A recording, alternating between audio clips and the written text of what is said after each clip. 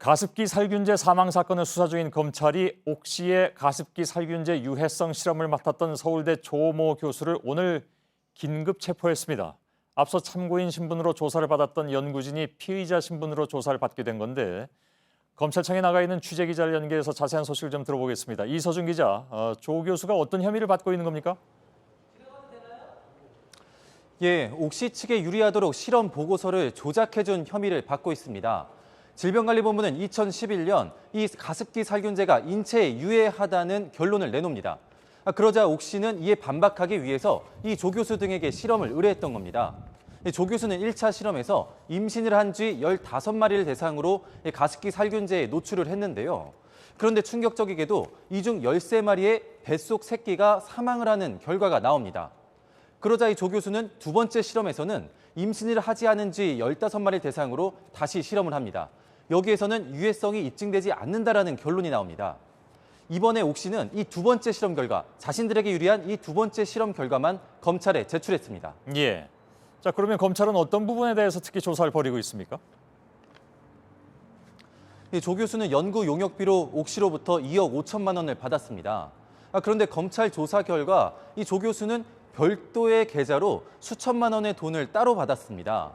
검찰은 조 교수가 이 대가성 돈을 받아서 이 보고서를 조작, 은폐하는 데 관여를 했는지 또는 알면서도 묵인했는지 등을 집중 조사하고 있습니다. 예. 그런데 오늘 검찰이 조 교수에 대해서만 강제 수사를 한 것은 아니라고 들었습니다. 예, 조 교수와 같은 혐의를 받고 있는 호서대의 유모 교수도 압수수색을 했습니다. 이 유 교수의 자택과 연구실 등에서 실험 일지와 다이어리, 컴퓨터, 하드디스크 등을 확보한 것으로 알려졌는데요. 검찰은 유 교수 역시 조만간 피의자 신분으로 소환 조사할 예정입니다. 예, 이서준 기자가 전해드렸습니다. 수고했습니다. 예, 팩트체크를 시작할 시간인데 오늘 팩트체크는 징벌적 손해배상에 대해서 좀 다룰 예정입니다. 그런데 저희가 고전에 좀 짚어볼 소식이 있습니다.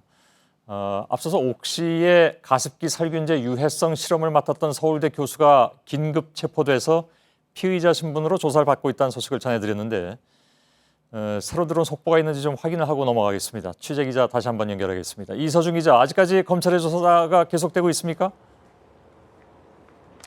예, 조 교수에 대한 조사는 여전히 진행되고 있습니다. 긴급 체포가 된 지 7시간째 이어지고 있는 건데요. 예, 검찰은 옥시 마케팅 부서 관계자들도 오늘 불러 조사를 벌이고 있습니다. 옥시 전 마케팅부장 박모 씨 등 3명은 이 가습기 살균제 제조 과정과 그리고 허위 광고 여부 등을 조사를 받고 있습니다. 예, 긴급 체포, 그러니까 갑자기 이렇게 된 건데 그 이유는 뭡니까? 예, 오늘 검찰이 조 교수에 대한 자택을 압수수색하는 과정에서 조 교수에 대한 긴급 체포가 이뤄진 겁니다. 이 조 교수가 심리적으로 다소 불안정한 모습을 보인 점이 주요하게 작용한 것으로 파악됩니다. 예, 심리적으로 불안정하다고 체포하지는 않을 것 같은데 보통 검찰이 어느 정도 혐의를 확인한 부분도 있다고 봐야 되는 거겠죠? 예, 검찰은 최근 가습기 살균제 특별수사팀의 인력을 보강하면서 이 가습기 살균제의 유해성에 대한 수사뿐만 아니라 이 보고서 조작 은폐에 대해서도 수사를 상당 부분 진행했습니다. 이 과정에서 검찰은 이 조 교수가 이 조작 및 은폐에 상당 부분 관여했을 가능성에 무게를 두고 있는 것으로 파악됩니다. 예. 자, 수사가 아무튼 속도를 내는 것 같은데 앞으로 어떤 방향으로 확대될까요? 지금까지 검찰은 유독성 물질인 PHMG와 PGH 성분을 사용한 옥시 등 4개 업체에 대해서만 수사를 진행해 왔습니다. 예. 그런데 최근 환경부는 다른 가습기 살균제의 유해성 여부에 대해서도 전수조사를 벌이겠다고 밝혔습니다. 이 환경부 조사 결과 다른 가습기 살균제도 문제가 있다라는 결과가 나온다면 검찰은 수사를 확대하겠다는 방침입니다. 예. 검찰에 나가 있는 이서준 기자였습니다.